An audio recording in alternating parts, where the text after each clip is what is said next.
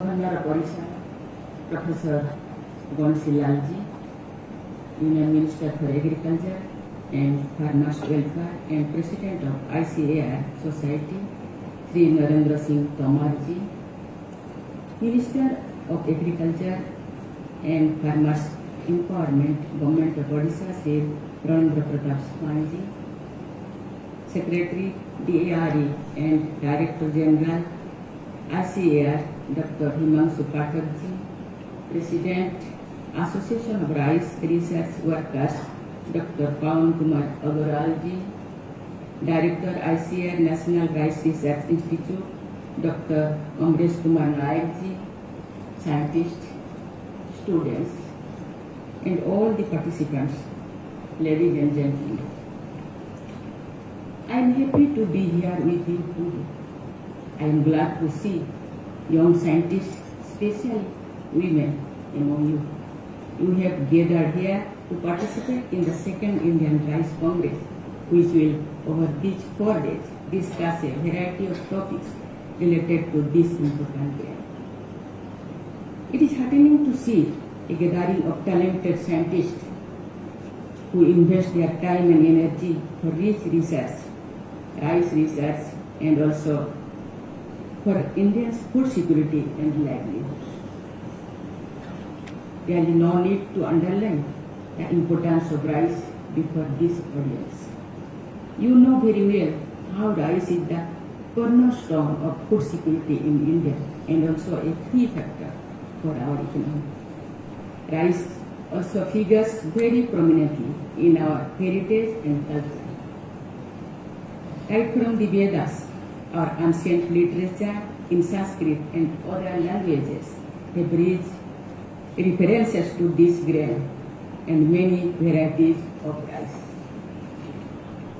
Many rituals and ceremonies of various religions traditions are considered incomplete without upshot, and the undertaken rites, which is smooth and symbol of prosperity and even the wholeness of life. In many parts of India, a far solid food grain given to a child is usually something made of rice. It also features in famous legends and myths.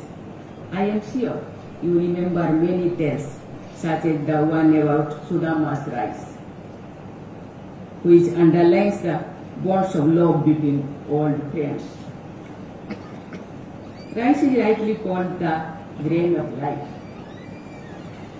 It arguably feeds more people than any other comparable food grain, especially in Asia. India, of course, has been the biggest exporter of the grain, helping people in other parts of the world ensure basic food security and also letting them savor different rice varieties. Ladies and gentlemen, though India is the leading consumer and exporter of rice today, the situation was different when the nation began free. The National Rice Research Institute was established in 1946, soon after the Great Bengal famine and just before we own independence. In those days, we were dependent on imports to meet our food requirements, and often the nation lived what was called a ship-to-mouth existence. If the nation could overcome that dependency and has become the largest exporter, a lot of credit goes to the NRRI.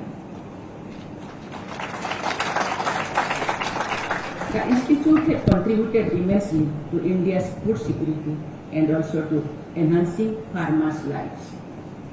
For more than 75 years now, the NRRI has been working in the areas of basics, applied and adaptive research related to paddy, while also imparting training to the various stakeholders.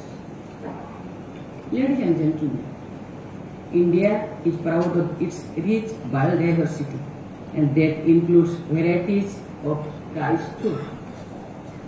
Every region of this country boasts of a unique rice grain of its own with a distinct taste. In the last century, as irrigation facilities expanded, rice come to be grown in new places and found new consumers. Such a shift is not always good for the water usage in some regions. The paddy crop requires high amounts of water, but many parts of the world are facing severe water shortage due to climate change. Droughts, floods, and cyclones are now more frequent, making rice cultivation more vulnerable. Even as rice has broken new ground, there are places where traditional varieties are facing challenges.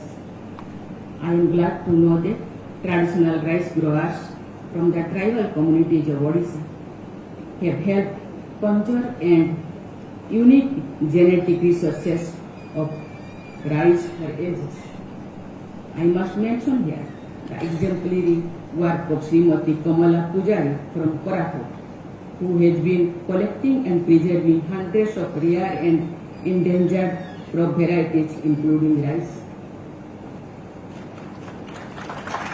She was honored with the Padma Shri Award for her inspiring initiative. Thus, the task before us today is to find the middle path, preserving and conserving traditional varieties on one hand and maintaining ecological balance on the other.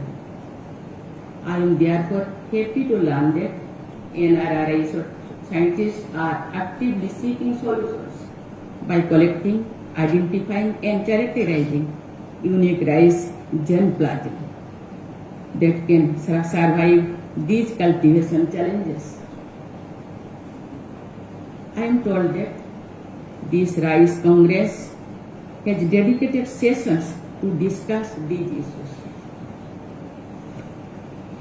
Another challenge is to save the soil from excessive use of chemical fertilizers, which are considered necessary for modern rice cultivation. We need to reduce our dependence on such fertilizers in order to keep our soil healthy. I am confident our scientists are at work to devise eco-friendly rice production systems. Ladies and gentlemen, as rice forms the bedrock of our food security, we must consider its nutritional aspects too. Large section of low-income groups depends on rice, which is often the only source of daily nutrition for them. Therefore, delivering protein, vitamins, and essential micronutrients through rice can help combat malnutrition. I am told ICR NRRI has developed India's first high-protein rice called CR Dhan 310, which will help us in improving the country's overall nutrition profile. I am glad to learn that NRRI has also released a high zinc rice variety called CR Dhan 315. The development of such biofortified varieties is an ideal example of science in the service of society. More and more of such efforts will be needed to support the increasing population amid a changing climate. I am confident that India's scientific community, including those present here today, will rise to the challenge.